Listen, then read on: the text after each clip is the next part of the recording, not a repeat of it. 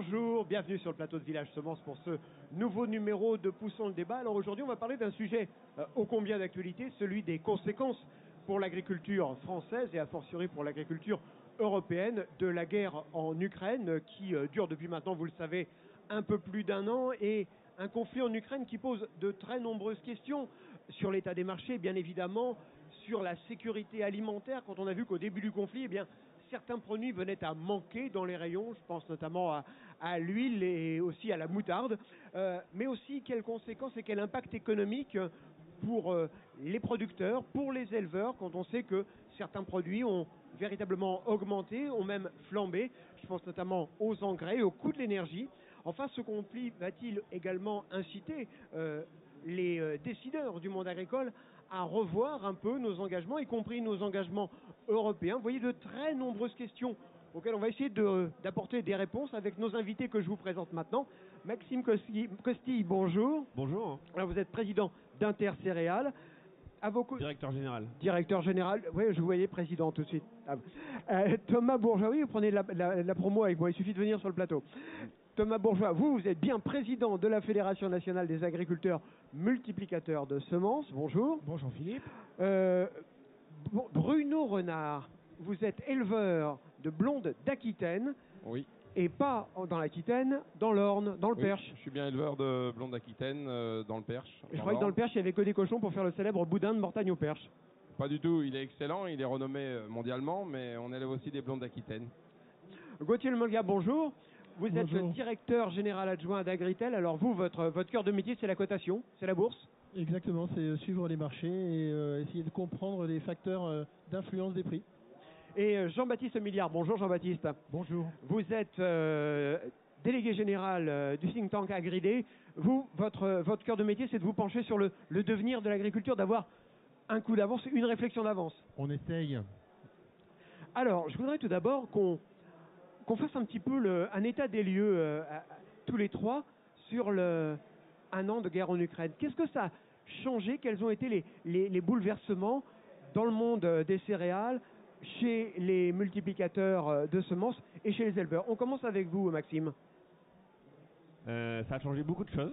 La première chose, c'est que avant la guerre en Ukraine, on pressentait un rééquilibrage après 10 ans compliqués pour la filière céréalière, notamment pour les producteurs. Les prix ont été bas pendant 10 ans puisqu'il y avait plus de production que de consommation. On avait un rééquilibrage juste avant la guerre. La guerre a fait basculer une inquiétude, mais on en reparlera peut-être plus tard, de disponibilité de céréales.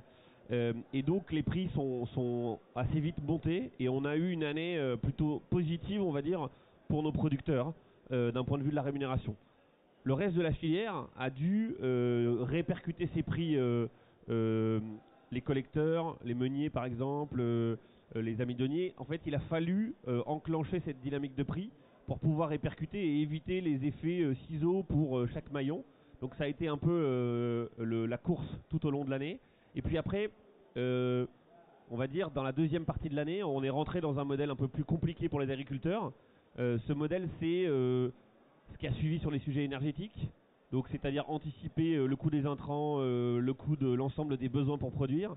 Et de la même manière pour la filière, on l'a aujourd'hui, hein, la conséquence c'est le coût de l'énergie, de l'électricité notamment et du gaz, qui a posé problème et qui fait que en un an on a connu des situations assez variées et je dirais un peu un changement de métier, ou en tout cas un nouveau besoin ou une nouvelle fonction importante tant dans les exploitations que dans nos entreprises, c'est la gestion du prix de l'énergie et des intrants qu'on ne gérait pas autant il y a un an avant cette guerre. Thomas, même question pour vous.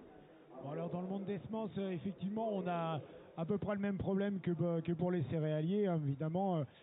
Une explosion des coûts de production, donc nous ça impacte un peu tout, ça impacte à la fois le séchage à la ferme pour les semences d'oignons, ça impacte également l'irrigation pour arroser nos cultures porte-graines.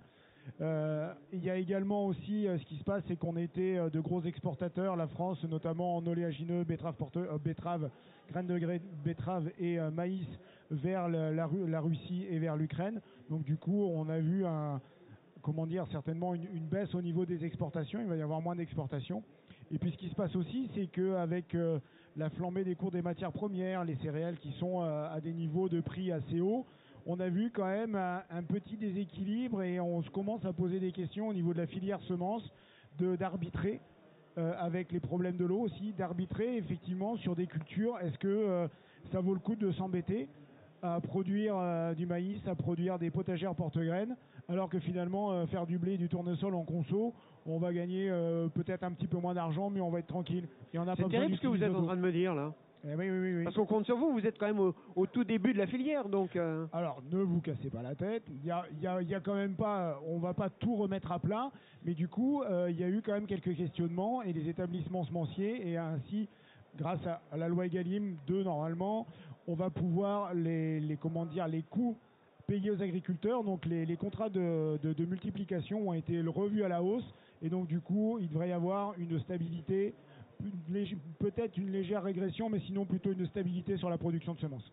Bruno Renard, pour vous, éleveur de blondes d'Aquitaine dans l'Orne, quelles conséquences a eu cette première année de guerre en Ukraine? Pour nous, la guerre en Ukraine en tant qu'éleveur, ça a été la flambée des matières premières. On a pris 150 € la tonne dans les matières premières, c'est-à-dire pour moi en tant qu'autoconsommateur, c'est-à-dire je produis mes céréales et je les transforme sur mon exploitation. Introduire dans ma fabrique d'aliments de l'orge et du maïs qui ont pris 150 € la tonne.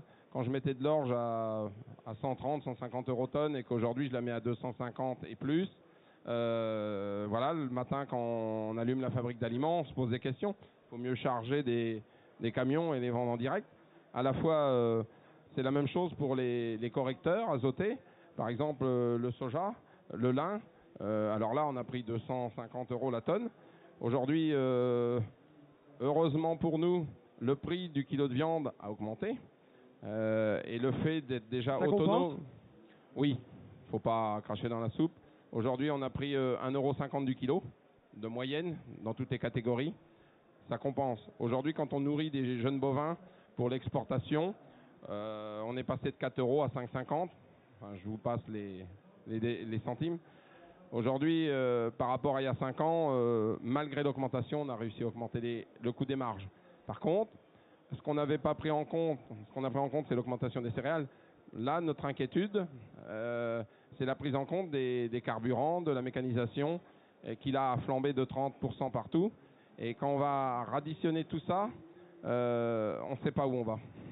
Oui, ce manque de visibilité, Gauthier, on le ressent bien. Hein. Vous, chez Agritel, vous observez et vous quantifiez ces modifications. Aujourd'hui, on est dans une situation très compliquée à cause de cette guerre en Ukraine. Alors déjà, il fallait bien intégrer qu'avant même la guerre en Ukraine, certaines matières premières coûtaient déjà très cher, avec finalement un rééquilibrage entre l'offre et la demande et une consommation internationale qui ne fait que croître.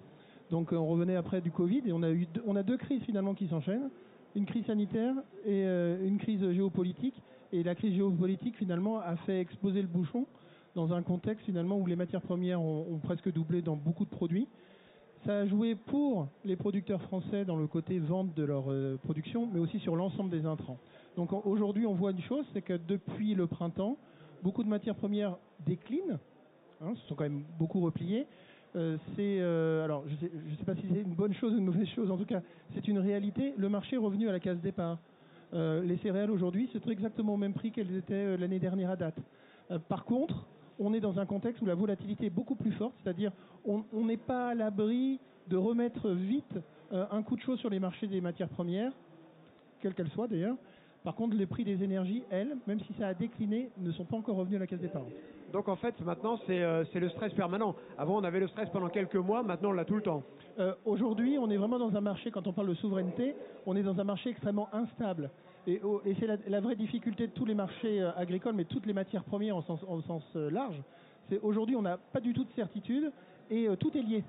Donc aujourd'hui, les Chinois reviennent aux achats.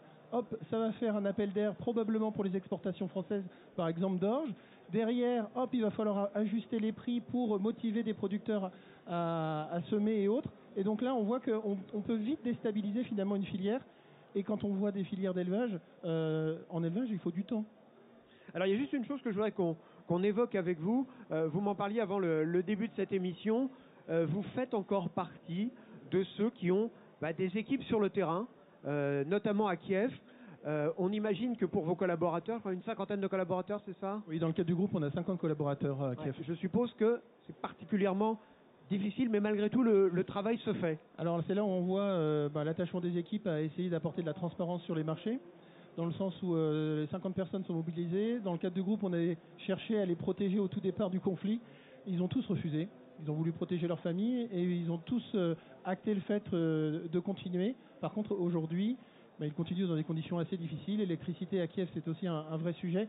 Par contre, on est beaucoup plus rassuré après un an, parce qu'il y a un an, honnêtement, on était très inquiet pour les équipes. Aujourd'hui, c'est toujours inquiétant, mais sur Kiev, c'est un peu plus sécurisé que dans les zones de l'Est du pays.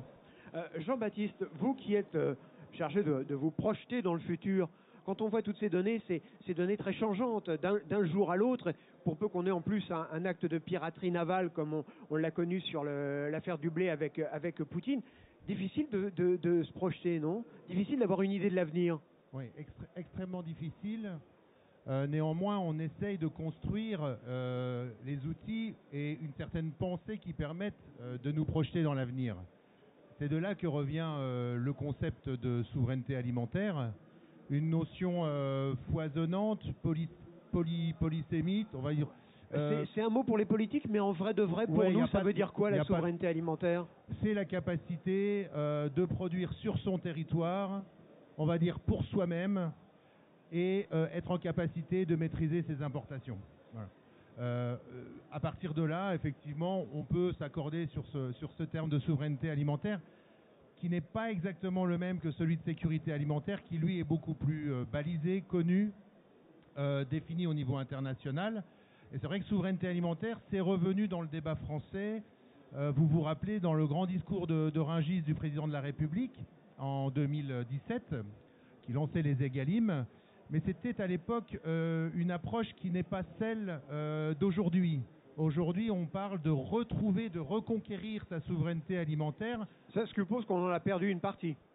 Il suppose déjà qu'on a eu peur avec le Covid et qu'on a eu peut-être encore plus peur avec ce conflit en Ukraine, qui est quand même le premier conflit à haute intensité en Europe depuis 1945. Donc on essaye de tirer toutes les conséquences de ce conflit, à commencer effectivement par se dire, bon, demain, si ça se poursuit, si ce conflit s'aggrave, sommes-nous en capacité de nourrir nos populations françaises et j'allais dire plus globalement, quand on parle de souveraineté alimentaire, j'aime le replacer dans une souveraineté alimentaire européenne, puisque nous avons la politique agricole commune et nous avons une approche intégrée au sein de l'Union européenne des questions alimentaires. Il n'y a pas un risque de repli sur soi-même en disant la souveraineté alimentaire européenne, c'est dès que c'est au-delà des frontières de l'Union européenne, c'est après nous le déluge, quoi, on s'en moque un peu?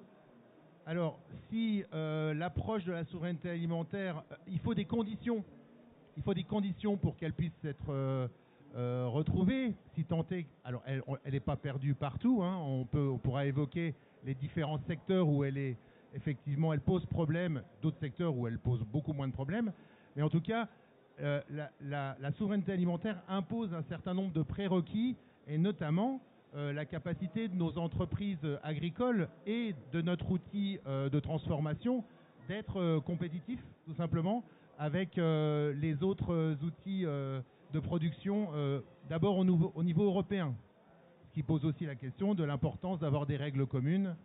Nous y reviendrons et c'est manifestement, je crois que le gouvernement a compris l'importance de marcher ensemble avec les autres pays de l'Union européenne et de ne pas procéder par surtransposition d'un certain nombre de normes qui effectivement posent des problèmes au moment où on parle de souveraineté alimentaire. Maxime Costi, justement, est-ce qu'aujourd'hui il y a besoin pour faire face à cette situation, de plus d'Europe ou de moins d'Europe? Il y a besoin de cohérence. Je ne sais pas si c'est plus ou moins, mais pour prendre des exemples simples aujourd'hui. On va vous donner un autre micro, voilà. Un petit souci, mieux voilà. Non. Oui. On a besoin de cohérence, je pense. C'est l'élément essentiel. La vraie difficulté aujourd'hui auquel font face nos producteurs et l'ensemble des filières, c'est que quand la France va plus vite parce qu'elle veut probablement mieux faire, alors même qu'on a mis tous ensemble une stratégie en route qui est cohérente, qui est sur le long, et que la France décide unilatéralement des interdictions, qu'on n'a pas d'alternative et que ça se répercute sur les producteurs d'abord, sur les filières ensuite, ça s'appelle la fin d'une filière.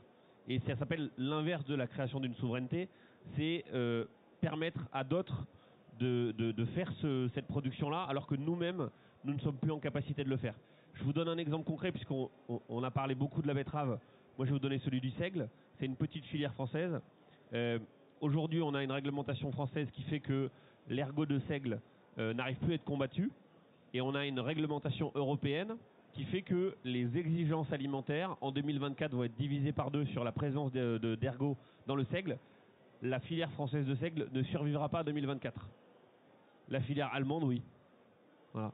Donc plus d'Europe ou moins d'Europe, je ne sais pas, mais de la cohérence et, je pense, un peu de bon sens. Jean-Baptiste. Les mêmes règles pour tout le monde. Et effectivement, ça veut dire qu'aujourd'hui, il faut, à l'aune et à la lumière des grands enjeux que l'on doit adresser, et notamment dans le cadre du Green Deal, la question n'est pas, à travers la souveraineté alimentaire, de remettre en cause ces grands objectifs, notamment de neutralité carbone. C'est pas la question du chemin, c'est la vitesse avec laquelle on l'emprunte. Et tout le monde a bien compris, j'allais dire, où on devait aller. Maintenant, il faut y aller, j'allais dire, sans perdre pied. Alors, je voudrais qu'on revienne à la situation qu'on a tous connue, parce que on n'est pas hors sol, c'est-à-dire qu'on est tous des consommateurs au-delà de nos fonctions respectives. On s'en souvient, au début du conflit, on allait dans la grande surface du coin, plus d'huile. On peut encore faire quelque chose s'il y avait avec de l'huile d'olive, pour ceux qui aiment. Plus de moutarde.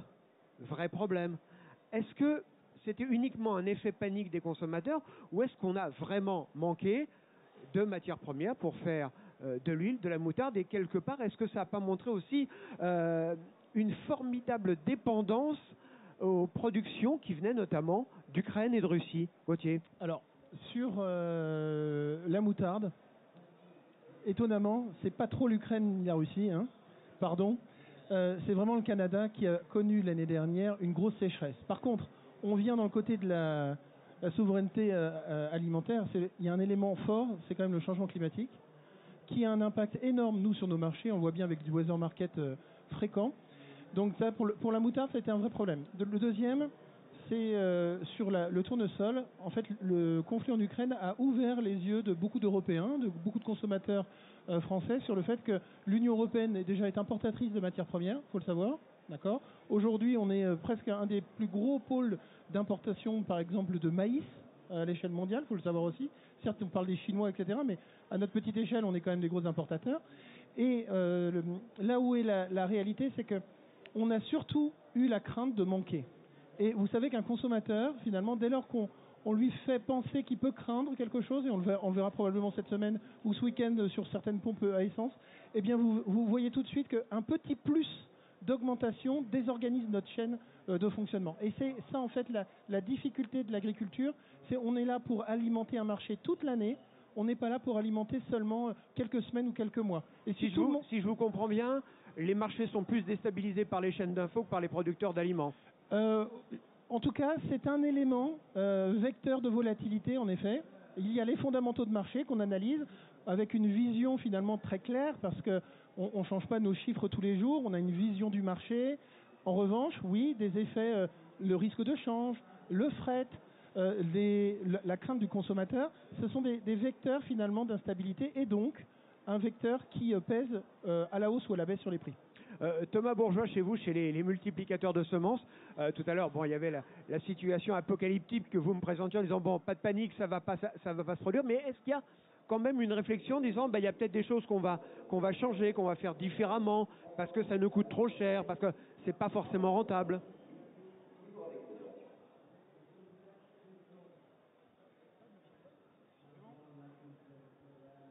On va vous apporter un micro. Voilà. Bon, je dis oui. De toute façon, il va y avoir des arbitrages. Après, c'est à nos donneurs d'ordre de continuer à promouvoir et de continuer à donner des prix cohérents pour qu'on arbitre dans le bon sens. Effectivement, ça c'est clair. Après, pour la disponibilité en semences, et puis à contrario de comment dire des huiles ou des choses comme ça qui viennent à manquer, nous, la France, on est un exportateur net de production de semences. On importe très très peu de semences. Donc en fait, au niveau sécurité, on va dire semencière, je pense que là-dessus, on peut être rassuré.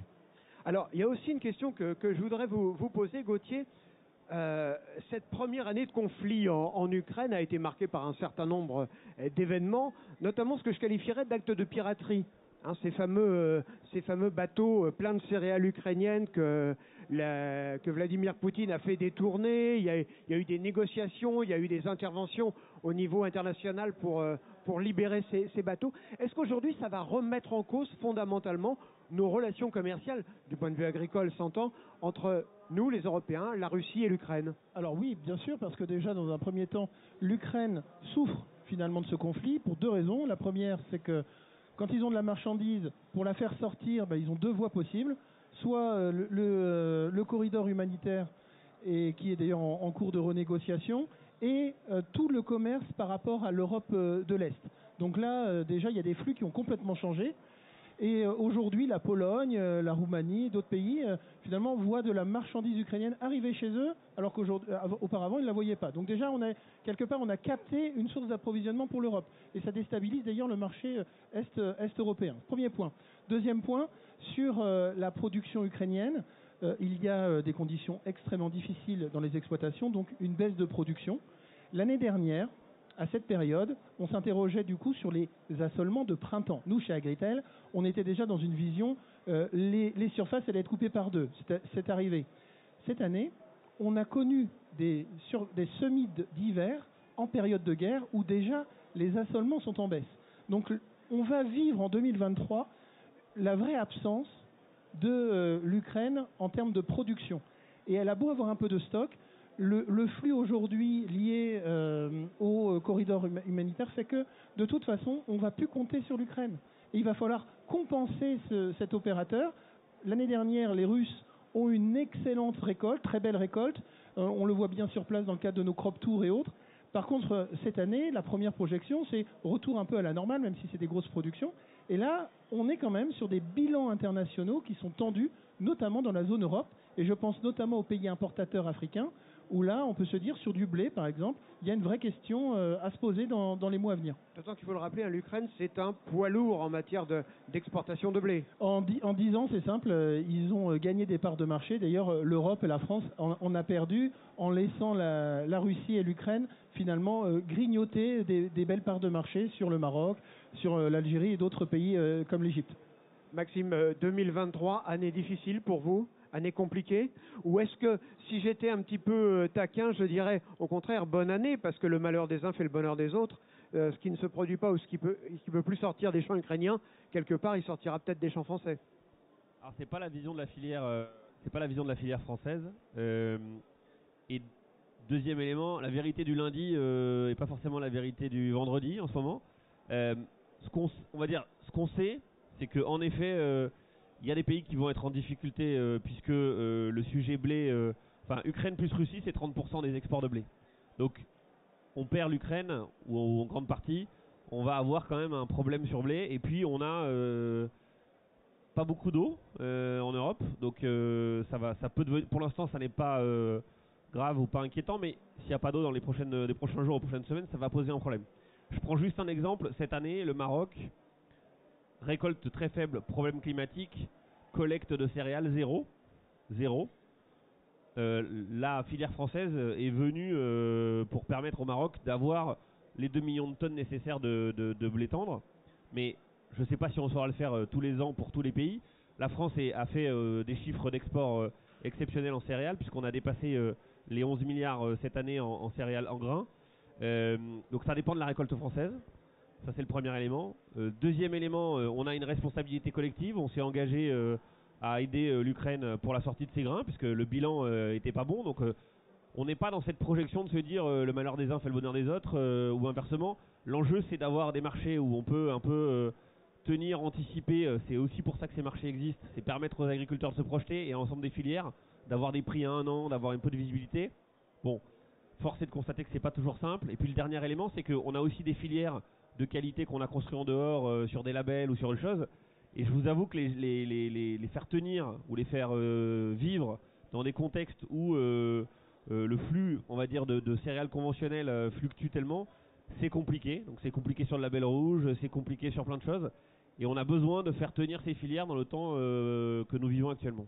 Et aujourd'hui, est-ce que vous posez des questions? Tout à l'heure, on évoquait cela, des questions sur les niveaux de partenariat, les niveaux, est-ce que ce sont encore, par exemple, là on va le dire, les Russes aujourd'hui sont-ils encore des partenaires fréquentables pour vous? Alors, nous on travaille peu avec la Russie sur la partie filière céréalière, partie grain, production ou partie exportation. En revanche, on se projette, c'est-à-dire on a travaillé en interne filière pour voir quelles étaient les issues potentielles de sortie de crise, quelles étaient les conséquences potentielles pour la filière, ce qu'on devait en tirer comme conséquence. Clairement, l'enjeu de production n'a jamais été aussi important, pour d'autres raisons, la question du carbone, enfin voilà, mais la politique européenne doit être celle de produire, on le voit plus que jamais. Je prends un exemple, la Chine, aujourd'hui c'est 18% de la population mondiale, 8% des terres arables, 6% de l'eau. Il leur faut trouver chaque année, en commençant l'année, l'équivalent de 100 millions d'hectares pour nourrir leur population. Il faut aussi avoir une vision globale pour pouvoir se projeter sur des politiques publiques. Et je pense que nous avons tous intérêt à avoir des politiques publiques où on continue à produire mieux, bien sûr, mais on continue à produire en volume parce qu'il y a des pays, avec en plus des changements climatiques, qui vont de plus en plus avoir des problèmes à produire. Jean-Baptiste.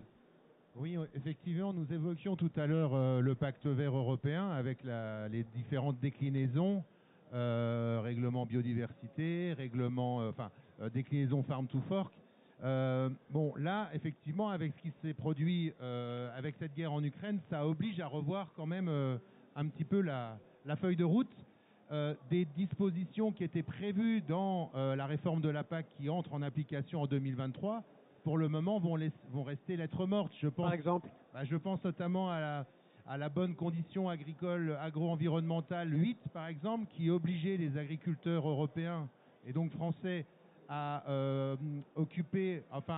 dédier 3, voire même 4% de leur surface à des surfaces dites non productives. On va dire de la jachère, quoi, pour faire clair. Oui, voilà, c'est ça. Pour certains, c'était de la jachère. Eh bien, pour le moment, cette disposition n'est pas appliquée.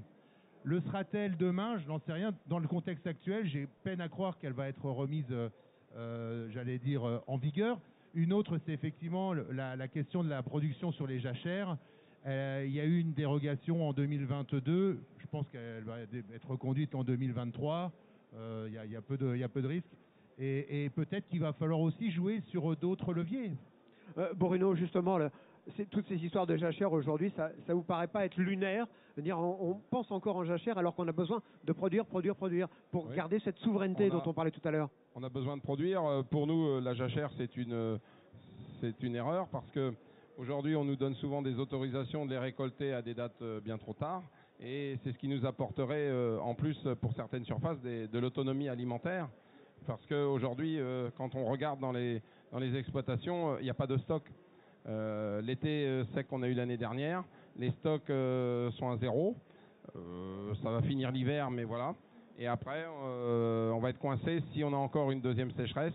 Ça va être une catastrophe. Déjà qu'on est à moins 5% des effectifs naissants sur toutes les catégories bovines, en lait, en viande et dans toutes les autres productions. Donc on devient et on est insuffisant en viande bovine. C'est pour ça que nous, au niveau de la race blonde d'Aquitaine, on s'est associé et qu'on a fait Europe Beef Sélection avec nos amis italiens. Parce qu'aujourd'hui, on sent qu'on n'est plus capable de tenir tout seul. Et donc l'OS Blonde d'Aquitaine avec Caprocarne, on fait aussi une dégustation déjà des produits pour arriver à faire une union commune de ces races-là, de cette race-là au niveau européen, parce qu'il faut qu'on aille vers ça, parce qu'autrement on ne sera plus capable de distribuer nos boucheries traditionnelles, et parce qu'aujourd'hui on a encore des gens qui veulent manger franco-français, parce qu'aujourd'hui la grande plateforme de la région parisienne c'est Rungis. On va aller de plus en plus vers l'importation, comme dans les ovins. Parce que dans les ovins, aujourd'hui, la France est à moins 50% de sa production. En bovin, C'est pour ça que nous, on a fait une alliance avec l'Italie et on verra sûrement que l'Italie et la France feront avec d'autres parce que on a une production qui est demandée et qu'on n'a plus. Thomas, un peu moins d'Europe pour donner un peu plus de moyens d'action aux producteurs français. C'est ça la solution? Ou en tout cas, d'avoir une Europe qui reconnaît que dans certains cas, il faut lever le pied?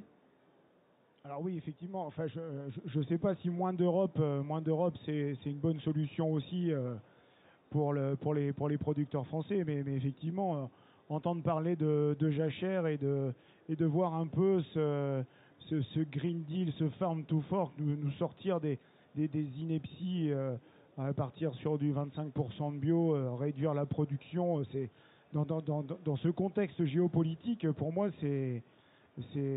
ça va au-delà de l'espérance. On se demande, pour rappeler Coluche, nos hommes politiques sont pas bêtes. Tout ce qu'ils le font, ils le font exprès. Et j'espère que là, j'espère qu'ils sont bêtes, là, franchement. Parce que nous emmener dans cette direction-là, je comprends pas, là. Gauthier, tout à l'heure, vous parliez des exportations, notamment vers le Maroc, vers nos partenaires d'Afrique. Et quand vous l'expliquiez, ça me faisait penser quand même un petit peu à il y a quelques années, les émeutes de la faim. Ces pays-là avaient des grandes difficultés à avoir des matières premières, à avoir du blé, et ça a déclenché les printemps arabes, que ce soit en Tunisie, en Égypte. Est-ce que l'histoire peut bégayer, selon vous? Alors déjà, c'est vrai que c'est une similitude. Il faut bien comprendre par contre qu'en termes de prix, aujourd'hui on est sur des niveaux de prix bien supérieurs à ce qu'on avait en 2008, fin 2007-2008. Donc le monde s'est aussi habitué à avoir une matière première beaucoup plus chère. Pourquoi? Parce qu'on est beaucoup plus nombreux à chercher de la marchandise. Et quand on parle d'exportation, la France exporte beaucoup de céréales. Et le premier débouché, il ne faut pas l'oublier, c'est quand même nos partenaires européens, que ce soit l'Espagne, le Benelux et autres. Par contre, il y a quelque chose qui, aujourd'hui, sur les marchés agricoles, et nous, on le voit bien avec le marché à terme, les outils de couverture avec une vision long terme, aujourd'hui, il y a des signaux forts de prix en disant les prix sont élevés, il faut produire, allons-y, on vous permet d'avoir une rentabilité et une motivation. Et là où il y a en fait une vraie interrogation, et je le dis pour les grandes cultures, mais je pense surtout à l'élevage, on a des prix aujourd'hui en porc, en bovin et autres qui sont très élevés, et la motivation à augmenter la production n'est pas là. Donc là, on a vraiment un vrai souci sur certaines productions agricoles en disant quel est le frein? Aujourd'hui, le frein économique, c'est pas le frein économique. Il y a bien un vrai problème de production. Et là-dessus, je pense qu'en termes de souveraineté, il y a une vraie question à se poser. Bruno. Alors si je peux Et répondre, ensuite Jean-Baptiste. Pour l'élevage, c'est pas compliqué. Oui, il y a une motivation, il y a des prix, mais il n'y a plus les hommes. Derrière, moi je suis la fin d'une génération. Devant moi, j'ai 10 générations d'éleveurs sur la même exploitation. Je ne sais pas ce que fera ma succession, mais je suis sûr que c'est à peu près à la fin. Aujourd'hui, les gens, ils ne veulent plus, même avec les outils qu'on a pour surveiller les animaux, et ils ne veulent plus toutes ces contraintes journalières, quotidiennes, semestrielles et annuelles. Ils veulent vivre comme tout le monde, et donc ce n'est plus. Juste un mot pour compléter sur le bio. Le bio en viande, c'est très bien. C'est fait pour une petite minorité de gens. Parce que de toute manière, aujourd'hui, un éleveur, dans quelle que soit la filière qui existe, il n'en vit pas, il a du mal à en survivre. Jean-Baptiste. Oui, je voulais réagir par rapport à la problématique, effectivement, notamment de la décapitalisation bovine ou de cheptel laitier. Et effectivement, en fait, la souveraineté alimentaire pose aussi la question qui devra, j'espère, à laquelle on devra répondre dans la future loi d'orientation, pose la question de l'attractivité des métiers. Pour qu'il y ait souveraineté alimentaire demain, il faut faire venir du monde à l'agriculture, et notamment dans les secteurs de l'élevage. Et là, effectivement, il va falloir sérieusement se relever les manches et se dire, bon, qu'est-ce qu'on propose aujourd'hui à nos jeunes pour reprendre des exploitations, avoir envie de continuer, parfois ce que faisait le papa ou la maman, voire même relancer, j'allais dire, des ateliers.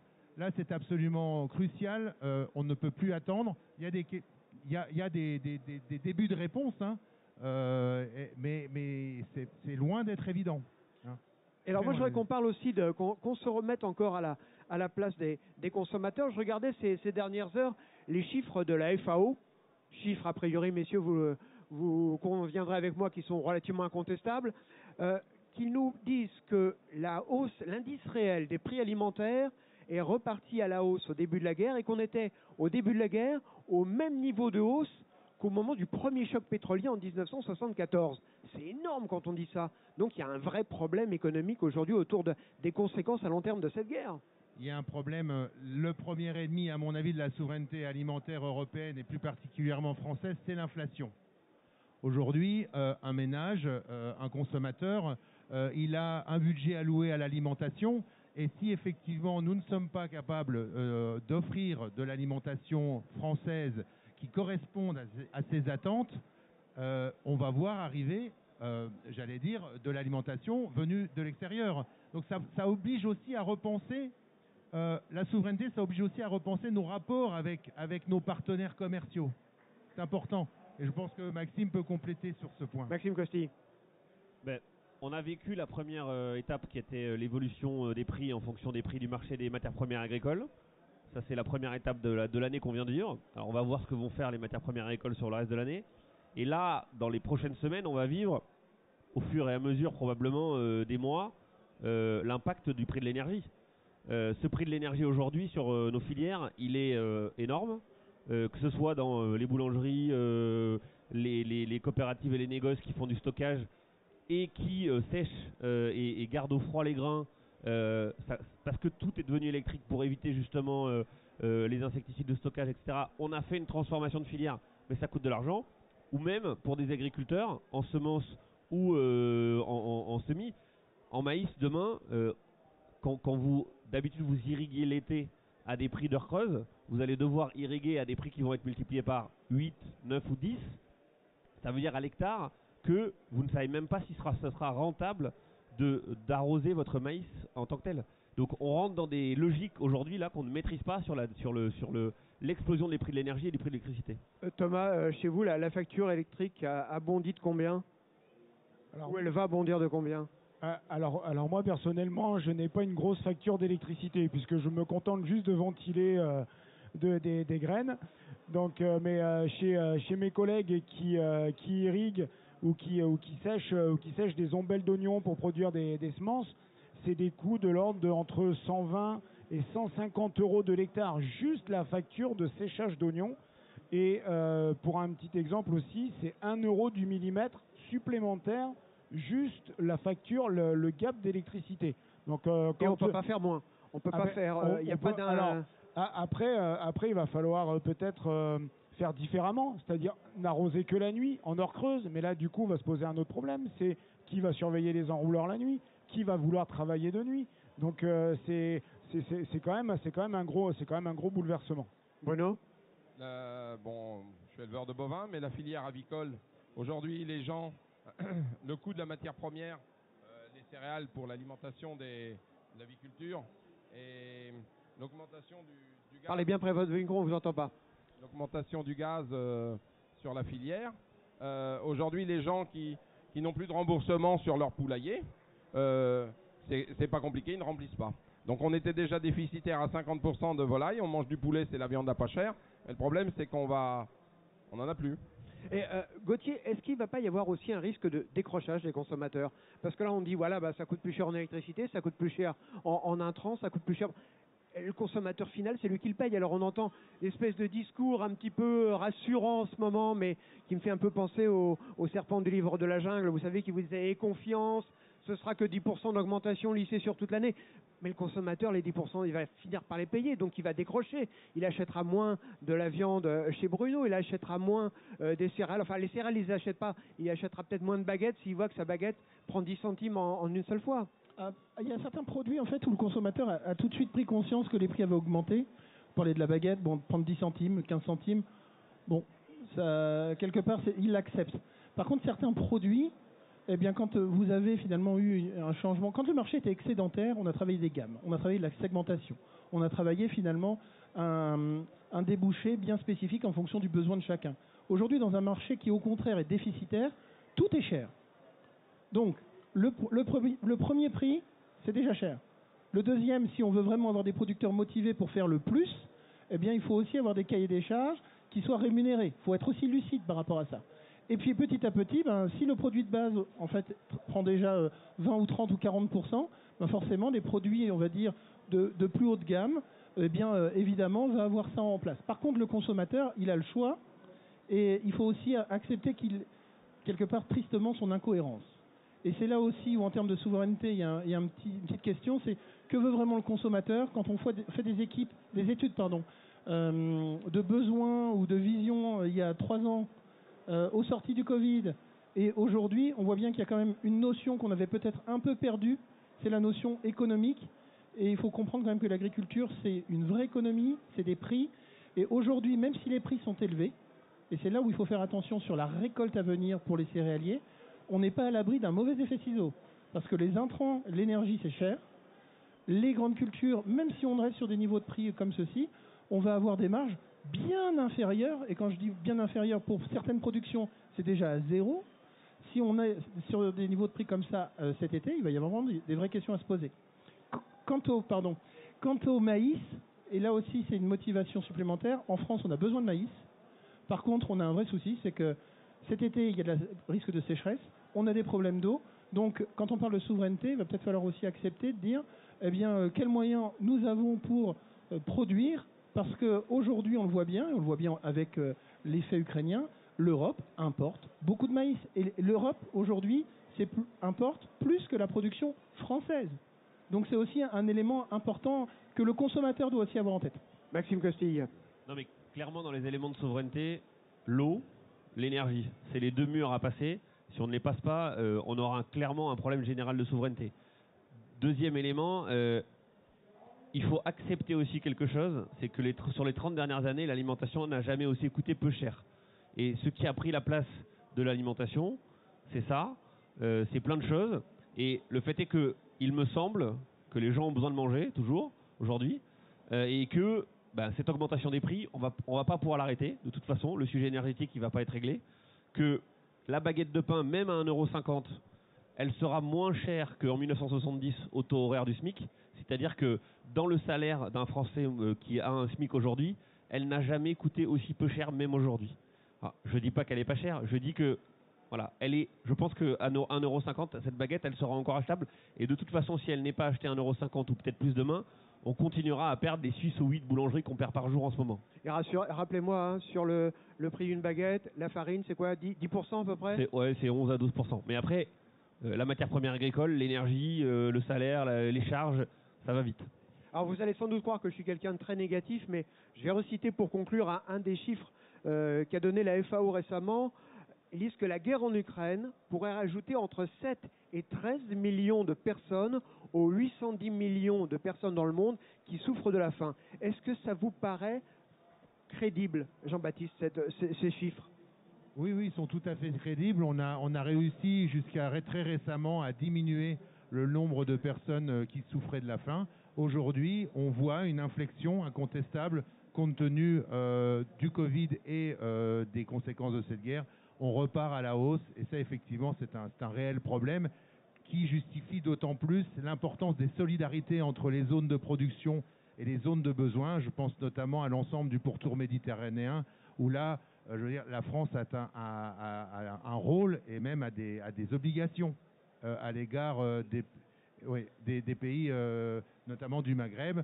Donc il faut continuer à échanger, bien évidemment. La souveraineté alimentaire ne veut pas dire qu'il ne faut pas échanger. Il faut juste s'interroger de manière un peu plus fine sur la manière dont on échange. Je vous donne 2 exemples, notamment le blé dur, par exemple. Effectivement, on exporte du blé dur et on importe des pâtes. Bon, mais c'est le jeu du commerce. Et il en va de même pour le poulet, où on exporte du poulet de qualité, mais effectivement, tous les jours, on importe beaucoup de poulet pour mettre dans nos sandwichs et dans nos salades César. Et ça, c'est la célèbre salade César ou alors les nuggets de poulet, mais ça, c'est un autre débat. Bruno, un mot pour finir. C'est la même chose pour la filière bovine. On exporte certaines catégories d'animaux parce que des gens en Europe et dans le monde veulent manger de la viande franco-française. Et aujourd'hui, on importe certaines catégories pour les brasseries parce qu'on les a plus en France. Eh bien écoutez, merci beaucoup messieurs d'avoir participé à cette émission. Puis comme je vous le rappelle tous les jours, vous savez qu'on parle beaucoup de l'agriculture chez nos grands auteurs. Et aujourd'hui, je crois qu'il y a une citation de Joseph Kessel qui correspond parfaitement à la situation. On pourrait faire, comme disent les jeunes, une spéciale dédicace à Vladimir Poutine. Cette phrase de Kessel, c'est celle-ci: qui exige ou qui menace perd tout droit à la courtoisie. À bientôt.